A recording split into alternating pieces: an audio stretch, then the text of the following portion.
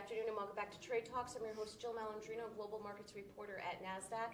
We've been coming to you live from the Quinnipiac G.A.M.E Forum in the heart of New York City. Joining me for this segment is Jim Strugger. He's the head of derivative products over at G.A.M.E Partners.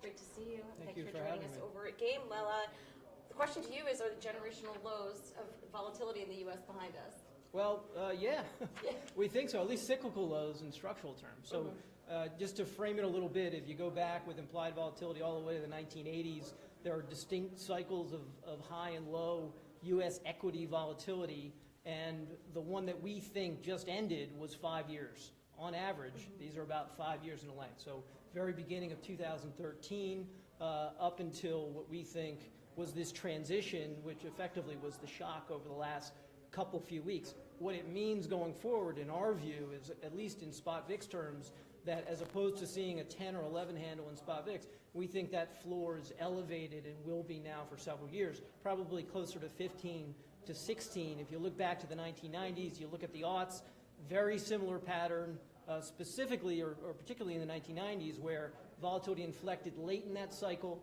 In 1997, it was 7 years into that expansion, stayed elevated through recession, through the eventual bear market, so you can remain constructive on stocks and believe that that can coexist, at least for a period of time, several years perhaps, with elevated volatility, but it does mean that markets are going to be a little bit more interesting going forward. Well, if the VIX is historically around 20, would you say that 2017 was more of an anomaly and not the normal? It's great to enjoy stock market gains, but that's not normal trading patterns, if you will.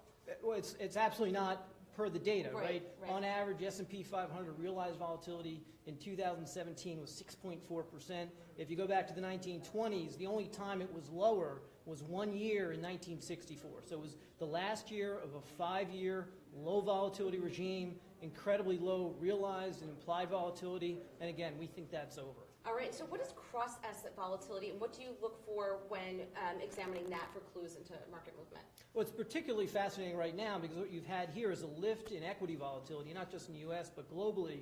But if you look at currency volatility, you look at rate volatility, still relatively low. Yes, it spiked off of lows along with this shock over the last 6-8 weeks, but if you zoom back over the last couple of decades, still very near that historical floor. And then, not to get into it too much, but look at what's happening in LIBOR right now. You've got effectively 300 trillion assets globally tied to that benchmark.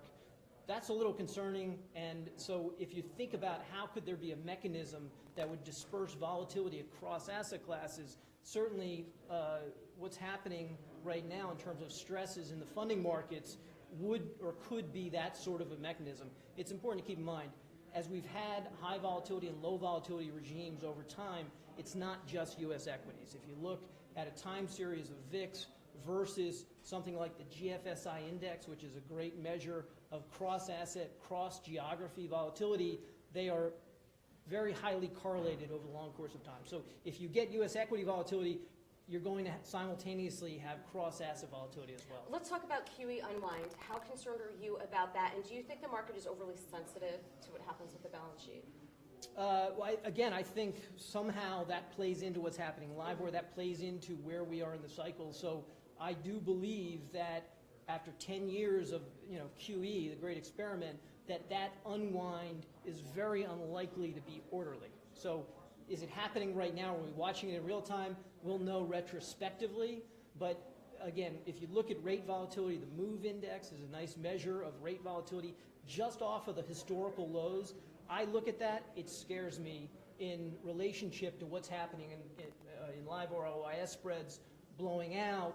Again, we had 10 years of QE, the Fed effectively at our backs, and now it's reversed. It's really a binary equation here, and now Fed working against markets, you can say, and with that, we think the probability of everything happening in orderly fashion, pretty low. And the way that'll show up is in higher cross-asset volatility. All right, well, thank you very much for joining us today, G.A.M.E. Thank you. And traders, thank you for joining me throughout the day. I'm Jill Malandrino, Global Markets Reporter at Nasdaq.